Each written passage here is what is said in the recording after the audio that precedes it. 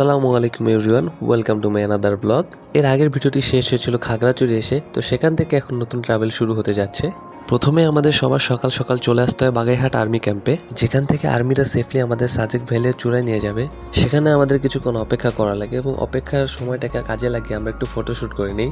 এরপর আমরা আমাদের রিসর্টে যাওয়ার জন্য রওনা দিই, যেখান থেকে আমাদের সাজেকের মেইন ট্রিপ শুরু হয়। আমরা পাহাড়ের চারপাশে ভিউ এনজয় করতে থাকি এবং হঠাৎ করে আমরা খেয়াল করি যে পাহাড়ের দুই সাইডে অনেকগুলো আম গাছ, যা দেখে লোভ সামলাতে না পারে চলতি পথে কয়েকবার চেষ্টার পর টুপ করে একটি আম পেড়ে নেই, যা আমরা ভাগাভাগি করে খেতে থাকি। খেতে খেতে আমাদের গাড়িটি মাঝপথে থেমে গেল। কিছু বুঝতে না পেরে আমরা গাড়িটি ধাক্কা দিতে থাকি যেন ড্রাইভার গাড়িটি স্টার্ট করতে পারে, কিন্তু আমাদের ধাক্কা কোনো কাজ হচ্ছিল না, কারণ গাড়ির তেল অলমোস্ট শেষ হয়ে গিয়েছিল। বাট এখনো অনেক দূর উপরে যাওয়ার রাস্তা বাকি ছিল, তাই আমাদের ড্রাইভার উপরে যায় গাড়ির তেল নিয়ে আসতে। ততক্ষণ আমরা অপেক্ষা করতে করতে অনেক টায়ার্ড হয়ে যাই।